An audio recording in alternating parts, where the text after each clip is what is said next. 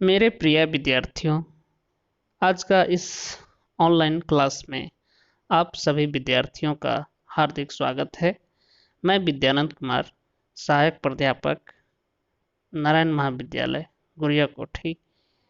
आज मैं आपके लिए BA पार्ट 2 ज्योग्राफी ऑनर्स से पेपर 3 का यूनिट 5 से बिहार की जनसंख्या वृद्धि टॉपिक लेकर के आया हूँ और इस टॉपिक में मैं चर्चा करूँगा।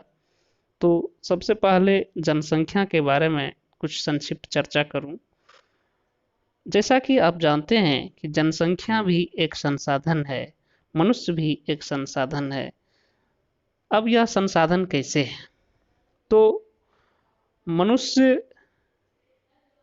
की आबादी जैसे जैसे बढ़ती गई, वैसे वैसे इसमें ज्ञान का, विवेक का संचार होता गया और यह प्रकृति को अपने हिसाब से ढालना प्रारंभ कर दिया। प्राकृतिक पदार्थों का यह अपने हिसाब से उपयोग करने लगा, तो यह प्रकृति के पदार्थों को, प्रकृति प्रदत्त पदार्थों को संसाधन बनाया। उसी तरह से यह स्वयं भी अपने आप में एक संसाधन है। यदि मानव कोई काम के लायक नहीं हो, इसकी कोई उपयोगिता नहीं हो, तब यह बोझ हो सकता है। इसी तरह से किसी प्रदेश का, किसी क्षेत्र का या किसी देश का यदि जनसंख्या बहुत अधिक है और वह जनसंख्या किसी काम के लायक नहीं है, यानी कि वह दूसरों के लिए यदि बोझ साबित होता है, वह कोई प्रोडक्टिव वर्क नहीं करता है, उससे कोई समाज का भला नहीं होता है, तो निश्चित रूप से उस जनसंख्या को उस प्रदेश के लिए, उस देश के लिए जो है बोझ माना जाएगा, संसाधन नहीं माना जाएगा। यानी कि जनसंख्या तब संसाधन हो सकता है जब उसका मानव समुदाय के लिए कोई न कोई कल्याण का कार्य संपन्न होता हो, या मानव खुद कोई कल्याण का कार्य करता हो, कोई उपयोगी कार्य करता हो जो दूसरे मानव के लिए जो है वह सार्थक साबित हो सकता है। तो इस स्थिति में जो है मानव एक संसाधन हो सकता है। अब यहाँ पर बात करना है मुझे कि बिहार में जनसंख्या वृद्धि पर बात करने से पहले थोड़ा सा यहाँ पर जनसंख्या के आंकड़ों पर भी मुझे देखना चाहिए कि क्या स्थिति है। तो 2011 की जनगणना के अनुसार बिहार की कुल आबादी 10,38,04,637 है। इनमें पुरुषों की संख्या देखें तो 5,41,85,347 है और महिलाओं की संख्या देखें तो 4,96,19,290 है। बिहार की जनसंख्या घनत्व 1102 व्यक्ति प्रति वर्ग किलोमीटर है। जनसंख्या की दृष्टि से बिहार का स्थान उत्तर प्रदेश और महाराष्ट्र के बाद तीसरा है, और जनसंख्या घनत्व की दृष्टि से देखें तो यह राज्य पश्चिम बंगाल के बाद दूसरा सबसे अधिक जनघनत्व वाला राज्य है। बिहार की जनसंख्या भारत की जनसंख्या की 8.07% है। अब यहाँ पर यदि दशकीय जनसंख्या वृद्धि दर देखें तो बिहार की दशकीय जनसंख्या वृद्धि दर 25.07% है। अब यहाँ जनसंख्या वृद्धि के बारे में यदि चर्चा करें तो जैसा कि हम जानते हैं कि जनसंख्या वृद्धि अपने आप में जो है वह लगातार गतिशील प्रक्रिया है। तो जनसंख्या एक गतिशील उत्पाद है जो समय, स्थान और परिस्थिति के अनुसार बदलती है।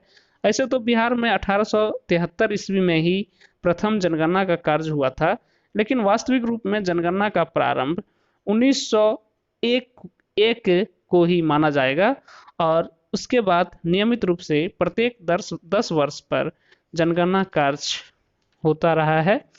1901 ईस्वी में बिहार की जनसंख्या 2.73 करोड़ थी, जो 1951 में 3.87 करोड़, 1981 ईस्वी में 6.99 करोड़, 1991 में 8.63 करोड़ और 2001 में झारखंड विभाजन के बाद 8.29 करोड़ हो गया।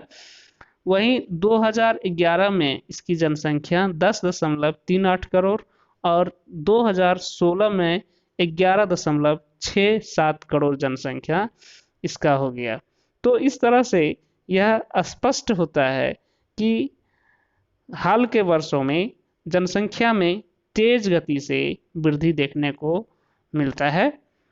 अब इसकी जनसंख्या की वृद्धि की अवस्था को देखें तो इसकी वृद्धि की अवस्था को जनसंख्या वृद्धि की अवस्था को हम 3 अलग अलग भागों में बांट करके, या दूसरे रूप में हम कहें कि 3 अवस्था में इसको बांट करके हम अध्ययन कर सकते हैं। तो पहला जो है वह है जनसंख्या वृद्धि की धीमी अवस्था। तो जनसंख्या वृद्धि की धीमी अवस्था में क्या होता है? जनसंख्या वृद्धि की धीमी अवस्था 1901 से 1921 ईस्वी तक की मानी जाती है। इस समय बिहार में उच्च जन्म दर और उच्च मृत्यु दर पाया जाता था, जिसके कारण जनसंख्या वृद्धि धीमी थी। उच्च मृत्यु दर का प्रमुख कारण था स्वास्थ्य सुविधाओं का अभाव। उस समय अनेक संक्रामक बीमारियां फैली रहती थी, जैसे हैजा, प्लेग, इन्फ्लुएंजा आदि। लेकिन इन बीमारियों का कोई समुचित इलाज नहीं था। बाढ़ और सूखे जैसे प्राकृतिक प्रकोप के कारण भी मृत्यु दर में वृद्धि हुई। 1911 से 21 के बीच जनसंख्या वृद्धि का दर ऋणात्मक पाया जाता है। अब दूसरा जो इसका अवस्था है वह है जनसंख्या वृद्धि की मध्यम अवस्था, पीरियड ऑफ मॉडरेटेड ग्रोथ। अब इसमें इसका जो कालखंड है वह है 1911 से 1951 तक। इस अवधि में बिहार की जनसंख्या दर अनियमित और मध्यम रहा। इस अवस्था के अंतिम दशक में घोर राजनीतिक अस्थिरता तथा औद्योगिक एवं व्यापारिक विकास न होने के कारण जनसंख्या के उत्तरोत्तर वृद्धि में कमी देखी गई। अब तीसरा जो अवस्था है वह है जनसंख्या वृद्धि की तीव्र अवस्था।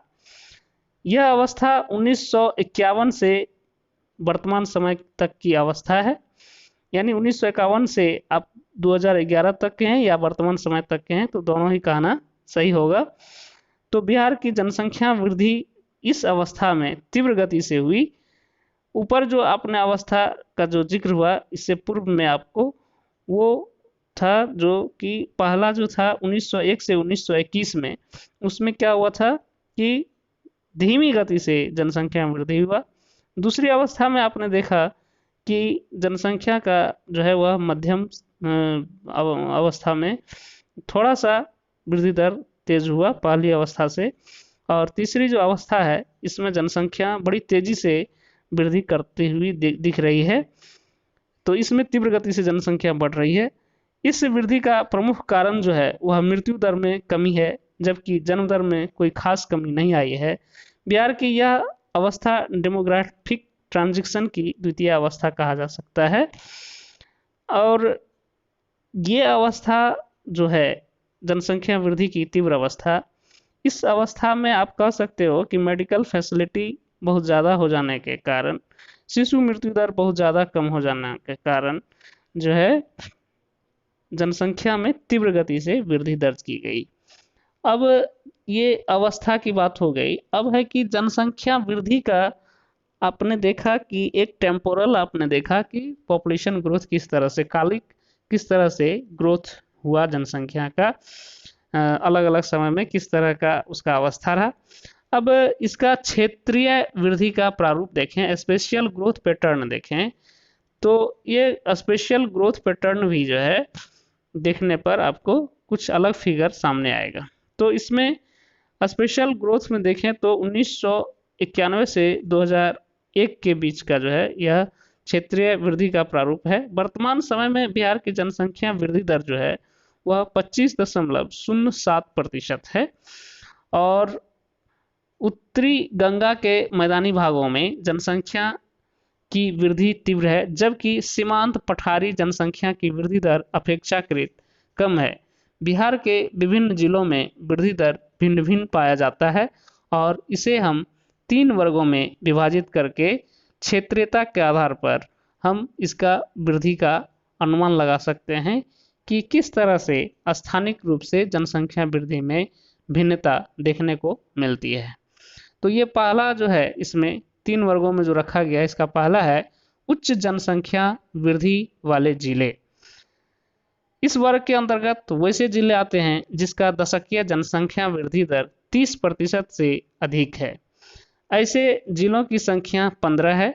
इसके अंतर्गत पश्चिमी चंपारण, जिसका वृद्धि दर 30.40%, शिवहर 36.16%, मधेपुरा 30.65%, किशनगंज 30.44%, अररिया 30% जैसे जिले शामिल किए गए हैं। अब दूसरा है मध्यम जनसंख्या वृद्धि वाले जिले।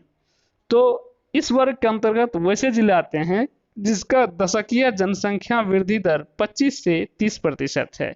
इस वर्ग में करीब 14 जिले आते हैं। इस वर्ग के अंतर्गत पूर्वी चंपारण, मधुबनी, सुपौल आदि जैसे जिले को शामिल किया गया है।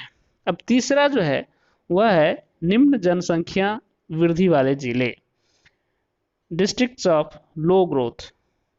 इस वर्ग के अंतर्गत ऐसे जिले आते हैं जिसका दशकीय जनसंख्या वृद्धि दर 25% से कम है। ऐसे जिलों के अंतर्गत बिहार के 8 जिले शामिल किए गए हैं, जिसमें कि नालंदा, मुंगेर जैसे जिलों को जो है उदाहरण के तौर पर समझा जा सकता है। तो आज के क्लास में आपने जाना कि जनसंख्या जो है अपने आप में किस तरह से संसाधन है। फिर आपने जाना कि बिहार में जनसंख्या 2011 की जनगणना के अनुसार किस तरह से है, पुरुष की जनसंख्या, महिला की जनसंख्या किस तरह से है। फिर इसका आपने यह देखा कि प्रति वर्ग किलोमीटर कितना जनघनत्व है। फिर आपने यह जाना कि यहाँ पर जो है यह राज्य जो है वह तीसरा सबसे अधिक आबादी वाला राज्य और दूसरा सबसे अधिक जनघनत्व वाला राज्य है, यह भी आपने जाना। और फिर आपने यह जाना कि यहाँ पर जनसंख्या वृद्धि का जो प्रतिशत है वह क्या है। फिर आपने जाना कि यहाँ पर जनसंख्या का जो है वृद्धि का वह कालिक रूप से, मतलब कि पीरियोडिकल कह दें या टेम्पोरल कहें, तो वह किस तरह से इसका वृद्धि देखने को मिला है। तो इसको 3 अवस्था में बांट करके मैंने अध्ययन किया था: जनसंख्या वृद्धि की धीमी अवस्था, जनसंख्या वृद्धि की मध्यम अवस्था और जनसंख्या वृद्धि की तीव्र अवस्था। और फिर आपको क्षेत्रीय वृद्धि का प्रारूप बताया था कि क्षेत्र के आधार पर कैसे जनसंख्या का वृद्धि आपको देखने को मिलता है। अलग अलग जिलों में जनसंख्या वृद्धि का जो दर है वो अलग अलग है।